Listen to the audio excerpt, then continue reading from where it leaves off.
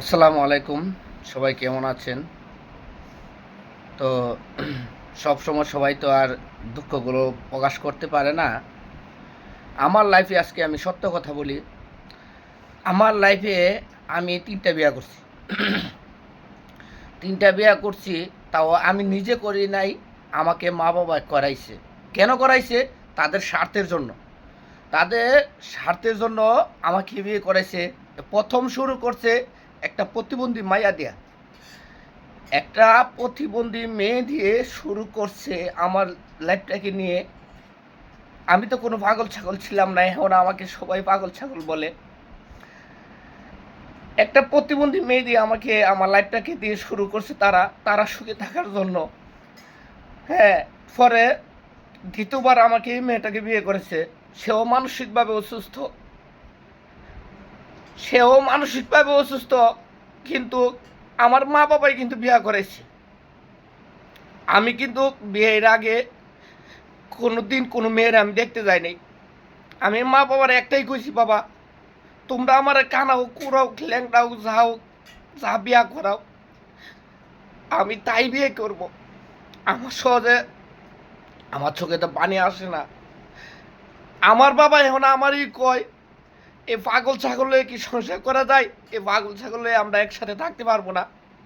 সে ঘুমের বড়ি খাইলে দিনে ১২টা পর্যন্ত ঘুমাই থাকে। আজকে এক ফুতেরে আমরা ২টা ভাই, ২টা ভাই মিলে আমি আজকের থেকে ৭-৮ বছর আগে আমি পাসপোর্ট করছি। হ্যাঁ, আমারও বড় শখ ছিল আমি বিদেশে যাব, কিন্তু আমার মা বাবার স্বার্থের জন্য আমাকে বিদেশে পাঠায় নাই। কারণ আমাকে বিদেশ পাঠাইলে সংসারটা কিভাবে চলবে? রাজমিস্ত্রি কাম করছি, মাটি কাটছি, হাত লাগাইছি, কত কিছু করছি এই মা বাবার এই জন্য। তখন মা বাবাই অনেক ভালো ছিল। আর আজকে ছোট ভাই বোন যখন শিয়ান হইছে, এখন ছোট ভাই বোনের ভবিষ্যতে চিন্তা করে। আর আমার ভবিষ্যতের কথা কইতাম গেলে কই এত পাগল, এত পাগল, হ্যার কি আর ভবিষ্যৎ করবো? হ্যারটিয়াতে হ্যাঁ ভবিষ্যৎ করুক, তাইলে আমার টাকা দেয় যেন আমি ভবিষ্যৎ করবো। তাইলে যখন ছোটোবেলা থেকে যখন আমি কামাই রাখছি তখন থেকে চিন্তা করতো বলে হ্যার তো একটা ভবিষ্যৎ আছে।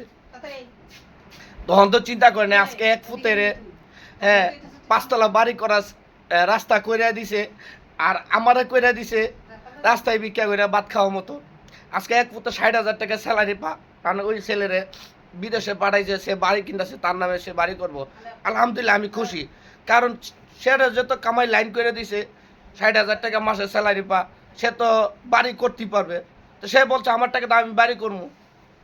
আলহামদুলিল্লাহ। যখন সে ছোট ছিল তখন তো আমি কই নাই আমি বলে আমি ভাই বোন পালতে পারবো না, আমি তো ভাই বোন পালতে পারবো না, কারণ আমারও তো একটা ভবিষ্যৎ আছে। তখন তো আমি এই কথা চিন্তা করি নাই, তখন চিন্তা করছি মা বাবা ভালো থাকলে আমিও ভালো থাকবো। তারপরে লাস্টে ৩ নম্বরে ও মাঝখানটা মানসিকভাবে অসুস্থ হয়ে গেছিলো। এরপরে ওরা পাগলা গারোতে যখন আমি ৩ মাস ভর্তি করি, তো মানসিক অবস্থায় থাকা অবস্থায় ও মানুষ মানে ইচ্ছা করে না, মানে অসুস্থ থাকা অবস্থায় সে কিন্তু একবার আমাকে ডিভোর্স দিয়ে চলে গেছে। এটা বাস্তব, সারা গ্রামবাসী সাক্ষী। আমার যে কথাগুলো আজকে বলতেছি, অতি দুঃখে কথাগুলো বলতেছি, সারা গ্রামবাসী সাক্ষী। এরপর যখন সে সুস্থ হয়েছে, যখন বুঝতে পারছে আসলে আমি যে কাজটা করছি সেটা ভুল করছি, এর ১ বছর পর এ ফাঁকে দা আমাকে আরও একটি বিয়ে করাইছে আমার মা বাবাই। আমি কোনো লাইন ফ্যান টাইন ফ্যান এগুলো পছন্দ করি না। হ্যাঁ, বিয়ে করাইছে বেশ ভালো কথা। তারপরে সেটাও চলে গেছে, যে কোনো কারণে সেটাও চলে গেছে। এখন ওর হলে আমি সংসার করতেছি। এখন আমার মা বাবা আমায় কয় কয় পাগল ছাগলে কি আর সংসার করা যায়? এই পাগল ছাগলটা কে বিয়ে করাইছে? এই পাগল ছাগলটা কে বিয়ে করাইছে? আমার মা বাবা তো বিয়ে করাইছে। আজকে আমি দুঃখ কই কমো? দুঃখ বলার জায়গা নাই। আজকে ছোট ভাইয়ে বাড়ি করতেছে, ছোট ভাই বাড়ি সাজানোর জন্য। মা বাবা অনেক ব্যস্ত, তাদের সঙ্গে কথা বলার সময় নাই। আর আমি মনে করেন এখনো এই ভাড়াটি বাসার মধ্যে বসে বসে কান্দি, আর তারা ছোট ফুট নিয়ে ব্যস্ত। বড় ফুটের বাড়ি করে দোকানে, সে সারা জীবন রাস্তায় থাক।